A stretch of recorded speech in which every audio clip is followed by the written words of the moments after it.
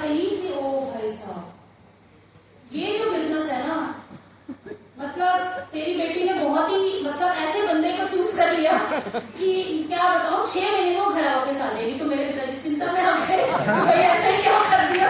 तो बोला क्या हो गया, मतलब क्या करता है लड़का। तो मतलब कुछ गलत काम है? नहीं, गलत नहीं है, पर ये ऐसा काम है जो दुनिया में कोई काम नहीं बचता। उसके बाद जब ये इकलौता काम बचता है वो है ये बिजनेस। तो मेरे पिताजी बेचारे, हर लड़की वो पिताजी चाहता है वो अच्छी जगह जाए, तो मेरे पिताजी पर हम जिद पे थे और शादी वादी हो गई। तो कहने का मतलब इतना नकारात्मक सिचुएशन में हम आ गए पिताजी के घर में। यहाँ पर पूछा गया, मम्मी ने जैसे पूछा आप क्या करेंगी, तो मैंने कहा मैं टीचिंग में थी और मैं वहीं जाना चाहूंगी। तो उन्होंने बोला नहीं, मैं कुछ बातें तुमसे कहना चाहूंगी और अगर तुम मुझसे एग्री करो तो ठीक है, नहीं तो योर डिसीजन, आप जो भी करना चाहें आप करें। तो मैंने बोला अच्छा ठीक है, थोड़े दिन का ब्रेक लेते हैं। उस ब्रेक में समझते हैं क्या है। अब मुश्किल ये थी कि मेरा नेचर आड़े आ रहा था, मुझे मतलब ऐसे आपको लग रहा होगा वैसे इतना तो बोले जा रही है, बट ऐसी थी नहीं मैं, ठीक है। तो वो उस समय में लगता था इतने लोगों से बात करना, आई टू आई कांटेक्ट मिला के करना। अब आप सोचो यहाँ पे 500 लोग मुझे घूर रहे हैं एक साथ, है ना, एक साथ सब लोग देख रहे होते, ये भी खेलना एक बहुत बड़ी बात है ना। तो पर आप लोग अपने ही हो इसलिए कोई फर्क नहीं पड़ता। सो उस समय में ये बहुत बड़ी दहशत थी मेरे लिए कि मैं नहीं बोल सकती, तो मेरे लिए ये काम नहीं। ज्यादातर लोग इस बिजनेस को ये समझते हैं कि जिसको अच्छा बोलना आता है वो इस बिजनेस को बहुत अच्छा कर सकता है, पर इसको बड़ा सा क्रॉस लगा दीजिए। जिसको सही बोलना आता है इस बिजनेस के बारे में वही इस बिजनेस में कामयाब होता है, ज्यादा बोलने वाला नहीं होता। नॉलेज का गेम है यहाँ पर। जब मैं आती थी यहाँ पर इस तरीके के माहौल में, तो मेरा तो पहला था सबसे पीछे की सीट पे जाके एंट्री हम एक साथ करते थे, फिर सिद्धार्थ जी सीधे ना इधर, क्योंकि अगर यहाँ से किसी ने पकड़ा कि मैडम मतलब सिद्धार्थ जी के साथ रहती है तो बड़ी नॉलेजेबल होगी ये, ऐसा तो सोच सकते हैं ना लोग बात शुरू में। अब वो कभी कुछ मुझसे पूछ लिया तो मैडम को तो कुछ आता जाता है नहीं, तो बेइज्जती और हो जाएगी, और औरतों को बेइज्जती बहुत जल्दी लगती है। बेइज्जती का चक्कर नहीं मारना भाई, सीधे पीछे चले जाओ। बट मैंने एक चीज देखी है, एक चीज मैंने महसूस करी है जो शायद आपने भी अपने पलट के देखेंगे, 2 साल 5 साल 6 महीना 1 साल 5 जो वटेवर टाइम आपने यहाँ स्पेंड किया है, जितने लोग इस इवेंट में बैठना शुरू होते हैं, जितने लोग इस इवेंट ऐसे माहौल में बैठना शुरू होते हैं, उनके अंदर ऑटोमेटिकली चेंज आता है। वो ना चाहते हुए भी आपके अंदर वो चेंज आता ही आता है। तो मैं आती रही वहां से, फिर थोड़ा कॉन्फिडेंस आया, फिर मैं ऐसी वाली जगह पे बैठना शुरू हुई, फिर थोड़ा सा इधर बैठना शुरू हुई। धीरे धीरे मेरे अंदर क्या बदलाव आया मुझे नहीं पता, बट मैं इस सिस्टम के लिए तैयार हो गई ऑटोमेटिकली। ये इवेंट इतना बड़ा रोल प्ले करता है कि मैं अगर आपको यहाँ पर इस बिजनेस को करने लायक बनी हो तो सिर्फ और सिर्फ इस माहौल की वजह से। तो मुझे बहुत दया आती है ऐसे लोगों पे जो इवेंट का हिस्सा नहीं होते हैं। वो काम तो कर रहे हैं मगर वो ये नहीं जानते कि ये इवेंट उनके लिए फ्यूल का काम करती है। और अगर कार बहुत अच्छी है, मान लीजिए आप बहुत अच्छे हैं, आपके पास बहुत नॉलेज है, आप बिल्कुल इस बिजनेस के लिए बने हुए हैं, मगर आप अगर ये फ्यूल नहीं ले रहे हैं ना तो आप चल नहीं पाएंगे। और ये सच है, it is not for motivation, it is nothing related with training even. ये मेरा अनुभव कहता है कि जितने लोग यहाँ पर कामयाब हुए हैं ना, जो यहाँ रेगुलर आकर बैठे हैं, सिर्फ वक्त का नहीं पता, कोई 2 साल में हुआ, कोई 6 महीने में हुआ, कोई 3 साल में हुआ, कोई 5 साल में, मुझे नहीं पता, बट जो बैठा है वही ही हुआ है, ये गारंटी मैं आपको दे सकती हूँ। यहाँ पर बैठना इतना ही जरूरी है। तो मैं आती रही, बैठती रही, धीरे धीरे धीरे धीरे बहुत सारे चेंजेस। फिर सिद्धार्थ जी का डंडा, सिद्धार्थ जी की ट्रेनिंग, बहुत जबरदस्त ट्रेनर है वो, मतलब घर में तो कुछ ज्यादा ही भाई साहब, बहुत ही सबको लगता होगा, कई बार मुझे लगता है भाई मैडम आप तो बड़ी लकी हैं कि आपको सिद्धार्थ जी बिल्कुल घर में और ऐसे, तो मैं बिल्कुल जरा आओ पड़ोस में तब पता चले, है ना। और इतना रूड व्यवहार जो आपके साथ हो सकता है, सेम व्यवहार मेरे साथ होता है at the time of profession. He is very very professional. अगर मैं बीवी हूं तो भूल जाते हैं जब बिजनेस की बात आती है। सो मेरी मदर-इन-लॉ, जितने लोगों ने भी उनके साथ टाइम गुजारा है, आप सबके बीच में बहुत सारे लोग, वो भी बहुत स्ट्रिक्ट थी। तो जब काम की बात आती है ना, तो no if but, no relationship, काम मतलब काम। तो मेरा वैसे ही ट्रेनिंग हुआ था और शायद इसी वजह से मैं आपको ऐसी दिख रही हूँ, अदरवाइज ऐसी हो भी नहीं पाती मैं जैसी थी। सो शुरुआत हुई, बाकी सब चीजें हम करेंगे धीरे धीरे, बट अल्टीमेटली इस बिजनेस ने बहुत कुछ दिया जो मैं धीरे धीरे, मैं हमेशा बोलती हूँ, एक मेरी फेवरेट कोट है, I am not here to be average, I am here to be awesome. मैं यहाँ पर एवरेज बनने के लिए नहीं आई हूँ। पहले दिन से ये माइंडसेट कर लीजिए कि मैं यहाँ पर एवरेज बनने के लिए नहीं आई हूँ। लाखों करोड़ों लोग ज्वाइन होते हैं और चले जाते हैं, मैं यहाँ पर ऑसम बनने के लिए आई हूँ। मेरे जैसा दूसरा कोई नहीं है। मैं वो एटीट्यूड के साथ इस बिजनेस में आई थी। तो ये वाला एटीट्यूड बहुत इंपॉर्टेंट है। ये सब मैंने आपको बता ही दिया। कुछ चैलेंजेस बात कर लेते हैं। डायरेक्ट सेलिंग के कुछ चैलेंजेस जो आज भी हैं, कल भी होंगे और परसों भी रहेंगे। आप वो जानना चाहेंगे? कई लोग बड़े दुखी हैं जी चैलेंजेस से। कितने लोग हैं जो बड़े दुखी हैं जी? बड़ा जी झगड़ा है इस बिजनेस का, ऐसे ही खुश है क्या आप लोग? ऐसा तो नहीं है, प्रॉब्लम तो है, चैलेंज तो है ना? खड़ा करो हाथ से, कार्य कर लो। अब तो देखा, पता है आप लोग दुखी दुखी दुखी दुखी होकर यहाँ आए हो, कुछ तो मिले आज, राइट? तो बहुत सारे चैलेंजेस से बिलीव। पहली बात तो सबसे बड़ा प्रॉब्लम हमारे लिए था कि इस इंडस्ट्री में किसी को बिलीव ही नहीं था। कोई मानने को ही तैयार नहीं था कि ऐसा कोई काम हो सकता है जो इतने सारे रुपए देगा या इतना करोड़पति बना देगा। ये बिलीव ही नहीं था। मैंने बोला ना, पहले टाइम में अगर आप देखोगे तो अरे अरे वही वाला काम है जिसमें इसकी टोपी उसके सर पर नहीं जाती है। अरे अच्छा, ये वो वाला काम है जिसमें गंजे को कंघी बेचने वाला है। यार वो तो बड़े अजीब होते हैं, बड़ा ही पीछे पड़ जाते हैं, उनसे दूर रहना, जैसे छुआछूत की बीमारी हो। ऐसे वर्ड्स बहुत कॉमनली हमने सुने हैं। आज आप लकी हैं कि ये एक इंडस्ट्री के रूप में आपके सामने है, एक प्रोफेशन है, एक बिजनेस है, राइट? बट हमारे टाइम में छुआछूत आई है, उस टाइम से निकल के आए हैं। तो बहुत बड़ा चैलेंज नहीं है, अब कंपटीशन है। अब चैलेंज नहीं है इस इंडस्ट्री का, बट कंपटीशन है। मैं एग्री करती हूँ इस बात से, राइट? सो बहुत सारे ऐसे चैलेंजेस थे। दूसरा चैलेंज था ऑफिसेस। पहले जब हम काम किया करते थे, 40-40 किलोमीटर के दौरे में एक ऑफिस हुआ करता था। आज आप देखोगे हर 5-6 किलोमीटर के रेंज में आपको कोई ना कोई डीएलसीपी, मिनी डीएलसीपी, कोरियर फैसिलिटी, पता नहीं क्या क्या सुविधाएं आ गई हैं। और आप बिलीव करना, पहले तो गाड़ी भी नहीं थी, मतलब बसों में ही हमने बिजनेस बिल्ड किया हुआ है। और मतलब मेरा घर था मयूर विहार, पहले जो मेरा मतलब पहला घर था ससुराल का, वहां से रजौरी गार्डन हमारा एक ही सेंटर था। तो रजौरी गार्डन लगभग 40 से 42 किलोमीटर की डिस्टेंस है फ्रॉम मयूर विहार टू रजौरी गार्डन। और वहां जब हम जाते थे, कोई ऐसा अगर हमसे एक चाय की पत्ती, एक साबुन और एक ऑयल मांग लेता था, फॉर एग्जाम्पल आज का मैं प्रोडक्ट काम कर रही हूँ, वो प्रोडक्ट अगर अगले दिन तक हम उसे डिलीवर नहीं दे रहे तो क्या हो सकता है? ऑर्डर कैंसिल हो सकता है ना? बट 40 किलोमीटर जाकर और आपको 3 प्रोडक्ट खरीद कर, और बड़ी अमीरी में हमने ये बिजनेस नहीं शुरू किया।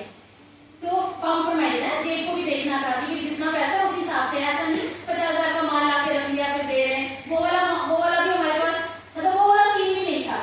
तो हम वो जाते थे बस में लेकर, बस में आने जाने में ही 3-4 घंटे लग जाते थे, बट अगले दिन उसको प्रोडक्ट देकर बैठते थे। और इस बात की कद्र की जाती थी कि आपसे बढ़िया सामान ले रहे हैं, क्योंकि नेक्स्ट डे आप डिलीवरी दे देते हो। और यही चीज, यही इमेज बिल्डिंग ने हमारे बिजनेस में बहुत बड़ा रोल प्ले किया है ग्रो करने में, राइट? छोटी छोटी चीजें, बहुत बड़ा कुछ नहीं किया हमने, जो आप कर रहे हैं वही करा है हमने, बट कमिटमेंट इतनी स्ट्रांग थी ना कि उसको कोई नहीं लिया पाया।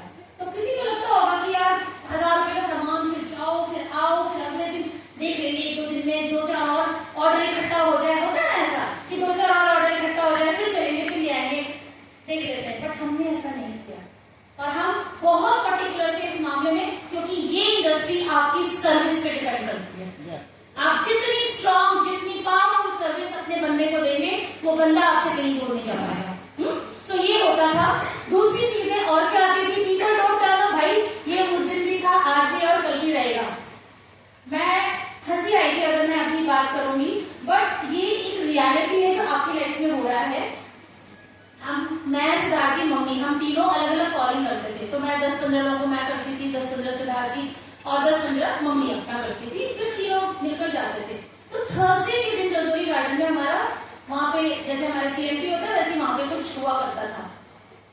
हम लोगों ने कॉलिंग किया, सबने भाई 2-4 कंफर्मेशन आ गई, 5 लोग बोला यस यस यस सबके, यानी मिला मिलो के हमारे 5-7 लोग हमारे CMT में बैठेंगे, उसके साथ हम तीनों चले जाते थे।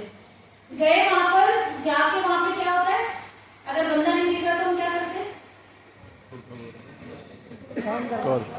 है ना, धड़ाम धड़ाम धड़ाम मिस्टर शर्मा ने बोला था आने को, आज आए नहीं। हाँ तो हम फोन पे लग जाते थे, मैं हाँ कहाँ पहुंचे आप, बस मैडम बस निकल गया हूँ। तो मैं तो अपने ही बता सकती हूँ, सिद्धार्थ जी और मम्मी का तो नहीं बता सकती, पर मैं जो करती थी वो बता रही हूँ। अच्छा निकल गया, अच्छा जी चलो ठीक है, आ रहा है टेस्ट, आ रहा है टेस्ट, आ रहा है टेस्ट। तो ऐसा है हमारा, हमारे लिए पता है सबको, है ना, टेस्ट पर सर्वोपरि वाली बात। पर वो बंदा हम बोलते थे आ रहा है, 2-3 लोगों को और कॉल किया, हाँ मैडम बस, मैंने कहा 15 मिनट हो गया, आप पहुंच कहाँ तक पहुंचे, बस मैडम बस से उतरने वाला हूँ। अच्छा ठीक है ओके, कोई बस से उतर ही जाएगा 2-4 मिनट में, कह रहे उतरने को तो। पर फिर 10 मिनट CMT स्टार्ट, उसमें थोड़ा सा पोर्शन, अब कंपनी का भी पूरा प्रोफाइल हो गया, उसके बाद डेमो में भी कॉल कर लो भाई, होता है ऐसा, कभी तो आ जाए बंदा। तो हम फिर भाग के मैं जाती थी, कहाँ पहुंचे बस मैडम ये स्टॉप से थोड़ा आगे चल के बस में उतर रहा हूँ। अच्छा जी CMT खत्म, बंदा बस से उतर रहा है, अभी तक भी बस से उतर रहा है। आप समझ रहे हो इसका क्या मतलब है, तो नहीं आना। और फिर तब बात करो जैसे ही भैया गुस्से में कि भैया तो ऐसे बोल रहे, तुम बोल रहे कि मतलब नहीं आ रहा, तो स्विच ऑफ, ये मन की बात भी नहीं कह पाए उससे, भाई कुछ डांट दे कुछ कर दे वो भी नहीं बोल पाए, switch off, mobile switch off. सो ऐसा किसनों के साथ होता है, ऐसा कभी भी होता था, ऐसा आज भी हो रहा है, और हमारी आने वाली जनरेशन को भी तैयारी कर दो जी, ऐसा होता है। It is the part of this business, ये इस बिजनेस का हिस्सा है और आपको एक्सेप्ट करना पड़ेगा। अगर आप कर गए तो सुकून में जिएंगे, नहीं कर गए तो यहां से खराब हो जाएगा, आप बिजनेस नहीं कर पाएंगे।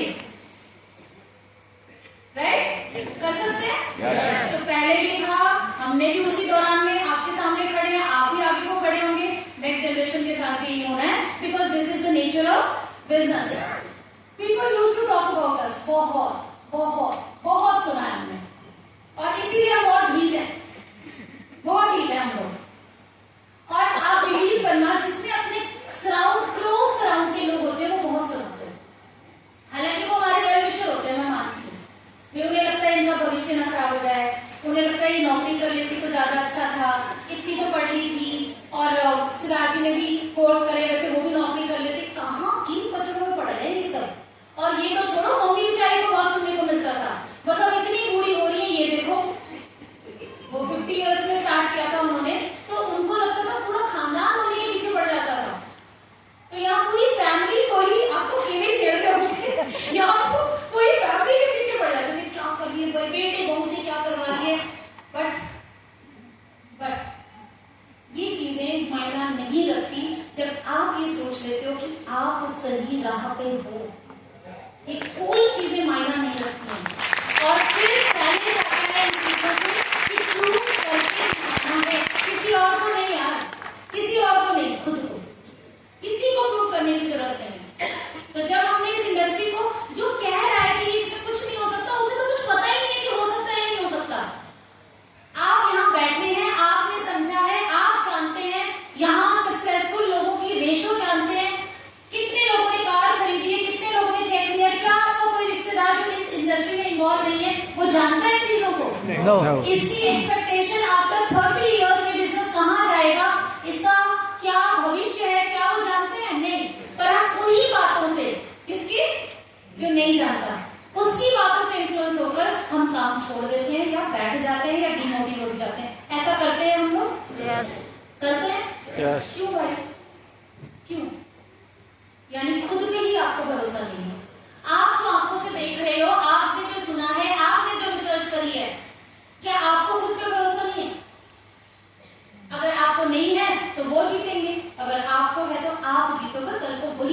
होंगे यार ये जितनी है ये कर रही है तो कैमरे में बड़े जितनी है और हमें इस सुनने को मिलता था।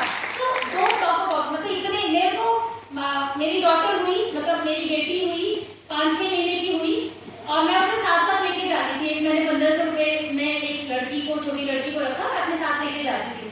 कितना बढ़िया बिजनेस है। लेडीज, मैं उनको, मतलब जितनी भी लेडीज है या कभी भी आप किसी लेडी से बात करो, जब वो ये कहती है ना मेरे बच्चे हैं मैं नहीं कर पाती हूँ, मुझे बहुत गुस्सा आता है उन लेडीज पे। रीजन, वो बच्चे के लिए आपको करना है। बच्चे को कारण मत बनाओ कि वो आप बिजनेस नहीं करने दे रहे। वो बच्चा कह क्या रहा है आपको, आप साथ में लेके जाओ ना। मैंने सारा बिजनेस, मेरी बेटी यहाँ फर्स्ट सीट पे, मैं हमेशा सेमिनार में लेकर आती थी।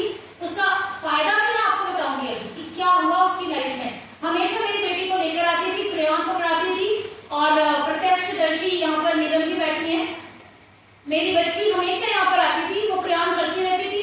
जब मैं और सिद्धार्थ जी टेस्टिमोनियल के लिए जाते थे तब वो हमारे पीछे पीछे पीछे पीछे आ जाती थी। उसे इस स्टेज से फियर नहीं है क्योंकि बचपन से स्टेज पे वो चढ़ रही है। इतना ज्यादा कॉन्फिडेंस आपके बच्चे में आ जाता है अगर आप अपने बच्चों को इस सेमिनार का हिस्सा बनाते हैं। प्लीज ट्राई एंड अंडरस्टैंड कि ये बिजनेस आप नहीं कर रहे हैं, ये बिजनेस आप नहीं कर रहे हैं, आपका पूरा फैमिली पे इम्पैक्ट पड़ता है। सो मतलब ये बिजनेस बहुत ही बड़ा है, मतलब पैसे में कंपेयर मत करना। सिर्फ बहुत कुछ देता है, बहुत कुछ। हो सकता है आपको पैसा ना मिला हो, पर पलट के जब आप इस बिजनेस को देखोगे ना, बहुत कुछ मिला है आपको, बहुत कुछ मिला है। राइट? सो मेरी बच्ची हमेशा जब यहाँ पे आती थी तो मेरे जो सो कॉल्ड मेरी सोसाइटी के जो लोग होते थे, तो कभी कभार मैं नहीं भी लाती थी, कभी मीटिंग में गई तो हर जगह ले जाना भी पॉसिबल नहीं था। पीछे पार्क में मेरी मेड ले जाती होंगी, तो एक दो बार गिर गई, एक दो बार चोट लग गई, वो तो हमारे सामने भी लग जाती है, बच्चों को नहीं लगती। माँ के सामने चोट नहीं लगती है, बट वो आती थी, यार हमें तो इतनी दया आती है तेरी बेटी पे, मतलब मेड ऐसे छोड़ दी यार, ऐसा भी पैसे के पीछे क्या भागना यार। तो मैंने कभी उनको जवाब नहीं दिया ना, मैं लड़ना चाहती हूँ। समय, आपकी कमिटमेंट, आपकी मेहनत, आपका धैर्य, ये जवाब देता है। आपकी जब कामयाबी आती है ना, ये जवाब देता है। और जब वही फ्रेंड्स, मैं नाम नहीं लूंगी, 2-3 जो बहुत ही मेरी क्लोज फ्रेंड है, जो जिन्होंने बहुत पिंच हुए थे, आज वो कहते हैं यार कमाल है, कभी तू लंदन तो कभी पेरिस, तेरी बेटी वहां पढ़ रही है और फलाना ठिकाना, यार तू तो सेलिब्रिटी बन गई। तो अगर मैंने उस बात पे बिजनेस छोड़ दिया होता तो आज वही जो तारीफें मिल रही हैं, या मेरी जिंदगी जितनी बदल गई, मेरी बच्ची को उस समय मेरी जरूरत नहीं थी। पर जब बच्चा 12-13 साल का होता है ना, जब थॉट्स की एक्सप्रेशन की चेंज होता है, तब माँ की सबसे ज्यादा जरूरत होती है, माँ बाप की। और मैं लिख के देती हूँ, 6 महीने के बच्चे को आपकी इतनी जरूरत नहीं है, बट 12-13 साल का बच्चा जब वो चाहता है कि स्कूल से आकर बात करे, चाहता है कि अपनी प्रॉब्लम्स बताए, चाहता है कि आपके साथ शेयर करे, उस समय अगर आप अवेलेबल हो, वो बेस्ट पीरियड है उस बच्ची के लिए। उस समय के लिए मैं हमेशा तैयार हूँ। तो मुझे कोई अफसोस नहीं होता मुझे किसने क्या बोला नहीं बोला, फर्क नहीं पड़ता। तो ये प्रॉब्लम लेडीज के साथ बहुत कॉमनली आती है। तो प्लीज आप अपने आप को मैच्योर रखें और संभालें। ये मेरे साथ भी बहुत हुआ, और सो कॉल मेरे जितने भी पीपल जी उठा लो, आप मिसेस डे उठा लो, आप XYZ जितनों का भी नाम लेंगे, सबके साथ ये प्रॉब्लम है। यहाँ बैठी मेरी नई टीम लीडर के साथ भी यही प्रॉब्लम है, और चलती है और वो मुझसे शेयर करते हैं। तो ये है, बट इससे ही आपको ऊपर निकलना है। और कल को मेरी बेटी जब ये बात बोलती है ना, मैं जब आइडियल मेरी मदर लॉ को मानती हूँ, ऐसी मेरी बेटी से पूछा गया who is your role model, she took my name, and उस समय मेरे सारे सेक्रीफाइसेस बिल्कुल यहाँ आ गए, और मेरे लिए वो जो अचीवमेंट थी ना मेरी बेटी की नजरों में, वो बहुत बड़ी हो गई। So it is going to be the best reward जो आप अपने बच्चे को दे सकते हैं, राइट? तो इससे घबराना नहीं है आपको। Rejections part of the business है। एक्सपेंसिव प्रोडक्ट जी बहुत महंगे थे, बड़े महंगे थे, मैं बता रही हूँ। अब मैं उसका एक ही सोल्यूशन मैं अपने माइंड में सोच रही थी। मुझे आज भी लोग बोलते हैं प्रोडक्ट जी बहुत महंगे हैं आपके, तो मैं कह नहीं सकती, कहूंगी तो दिल के टुकड़े टुकड़े हो जाएंगे उसके। तो मैं कहती हूँ जी प्रॉब्लम कहाँ है, जेब में। किसी के लिए 100 रुपया न्यू है, गरीब को भी दे सकता हूँ, किसी के लिए 100 रुपया 2 दिन की सब्जी के लिए हो सकता है। बात कहाँ आ जाती है? जेब पे। तो कोई भी चीज दुनिया में महंगी और सस्ती सिर्फ आपकी जेब डिसाइड करती है। इसका मतलब किसी को अगर प्रोडक्ट महंगे लग रहे हैं तो उसकी जेब गर्म करनी है, तो आप उसको दूसरे तरीके से काउंसलिंग दे सकते हैं, और वो हम करते ही हैं अपने साथ में। तो प्रोडक्ट मेरे को नहीं लगता इस पे कुछ बात करने की जरूरत है। किसी को लगता है ठीक लेता है, ठीक नहीं लेता